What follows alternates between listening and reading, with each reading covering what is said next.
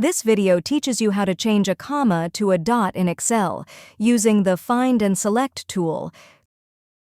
Click on the Find and Select button. Click Replace from the menu. Fill out the fields.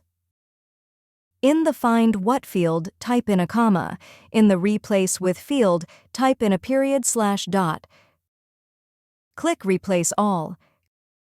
Clicking this option will replace every comma in the document with a period. Changing number separators. Click File in the top left corner. Click Options. Click Advanced in the menu on the left. Uncheck the Use System Separators box. Update the decimal separator and thousand separator fields as necessary. Replace it with a period/dot and click OK.